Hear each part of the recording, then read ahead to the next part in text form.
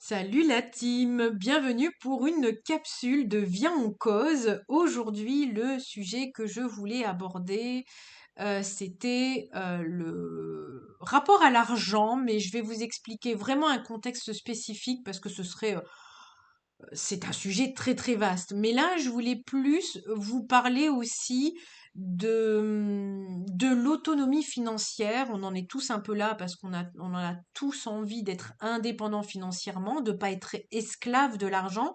Et on a tendance, vous savez, dans la voie de l'équilibre, d'aller dans les excès. Et je voulais juste vous faire une petite capsule parce que c'est pas la première fois que j'entends ça et que je pense que ça peut, pour certains, encore une fois, tout n'est pas généraliste, mais je pense que pour certains, ça peut être cette forme de pensée peut être un excès ou un travers de la volonté d'être indépendant financièrement. Je m'explique. J'ai beaucoup entendu ces derniers temps des gens qui me disent j'en ai marre, je veux tout claquer, je veux une maison en autonomie. Ça me trotte parce que c'est intelligent, parce que je trouve que c'est intelligent de ne plus vouloir être esclave de l'argent. Et je trouvais ça très intéressant. Donc forcément, j'ai attendu, j'ai murgé, vous me connaissez, rumination, on est parti. J'ai pris plein d'exemples, je me suis moi-même projetée en me disant pourquoi pas, voilà, voilà. Et puis, bah, au fur et à mesure de toutes mes expérimentations, je me suis demandé si c'était pas pour certains, je le dis bien, c'est pas forcément pour tout le monde, mais pour certains, je me posais la question de savoir si c'était pas un travers. Parce que dans la volonté de ne plus dépendre de rien, est-ce que on n'est pas dans le paroxysme et qu'on n'est pas justement dans le bah, je ne fais plus rien. Je n'ai plus mon pouvoir personnel parce que si je suis en autonomie avec la nature, etc., vous voyez, si on s'est incarné en tant qu'humain dans une période où il y a encore un flux monétaire, où il y a encore un flux matériel, c'est pour qu'on joue le jeu. Donc je pense que dans le rapport à l'argent, il faut faire attention, comme dans toute chose qu'on expérimente dans la vie, c'est de toujours trouver la voie du milieu. Je sais, vous allez me dire, je suis très Bouddha. Mais c'est mon signe aussi, je suis Gémeaux, donc je suis très dans les paradoxes. Et donc, tout mon chemin de vie m'a fait aller dans tous les sens pour pouvoir dire, sinon, hein, il peut y avoir un juste milieu aussi. Et là, notamment par rapport à l'argent, en année 2024, on a travaillé plus que plus le rapport à l'argent. Et je me suis rendu compte que on travaillait beaucoup ça. Ceux qui avaient pas d'argent trouvaient tout cher, donc du coup, c'était de redescendre toujours un peu plus, mais finalement, quand on redescend, à prendre un loyer moins cher, à se dire, bah oui, mais si on gagne plus, on se fait ponctionner plus, vous voyez, on redescend d'une certaine manière en gamme, et donc on redescend aussi dans une certaine forme de dépendance. On pense la quitter en se disant, je suis en autonomie, j'ai plus besoin de payer EDF, etc.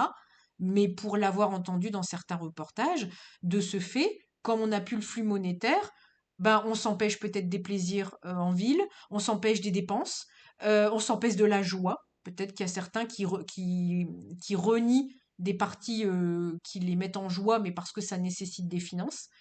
Donc, je voulais appuyer un peu là-dessus aussi, de dire méfiez-vous, mettez des garde-fous dans vos projets, parce que le but, vous le savez, le but d'une vie, c'est retrouver notre pouvoir personnel. Et c'est à partir du moment où vous êtes aligné avec les désirs de votre âme, on vous donne tout. Donc méfiez-vous aussi avec le rapport à l'argent, c'est pernicieux et ça vous fait partir d'un côté ou d'un autre. Alors soit en avoir et ne penser qu'à ça et là vous passez à côté de votre vie, voilà, ou soit ne pas en avoir du tout et puis de vivre dans la nature, etc.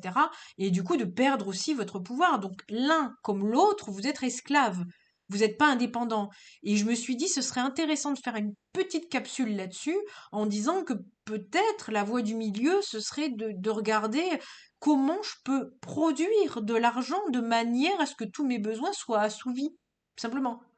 Et si je ne gagne pas assez d'argent pour faire ça, est-ce que justement je suis dans le bon métier, je suis dans voilà, voyez? Alors après, je ne veux pas vous faire tout un déroulant de comment faire. J'aimerais bien, si d'ailleurs, si j'ai des idées là-dessus, je vous ferai une vidéo là-dessus parce que ça pourrait être très intéressant.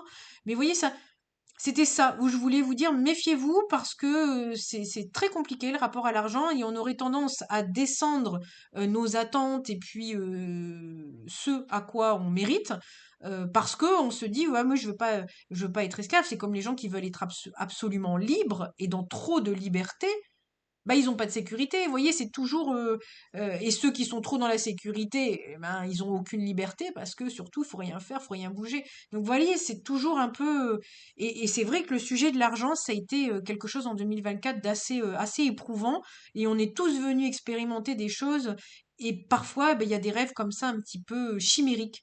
Pas pour tous, encore une fois, il y a des gens, ils projettent ce projet depuis très longtemps et ça leur convient, mais il y a d'autres personnes qui, voyant ces gens très bien dans cette vie-là, pourraient se projeter, mais sans connaître tous les aboutissants, les tenants, les aboutissants. Voilà pourquoi, encore une fois, prenez le temps de penser vos projets, prenez le temps de prendre des renseignements, de voir et de pas vous mentir à vous-même quand vous allez rencontrer ces gens-là qui ont cette vie-là.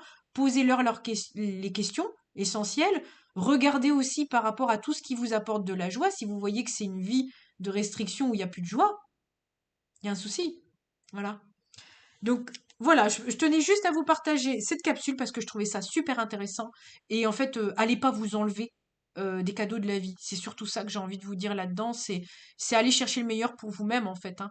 Et voyez plutôt à la hausse plutôt qu'à la baisse. Voilà. Bon, je vous fais plein de gros bisous et je vous dis à très bientôt pour une nouvelle capsule. Salut!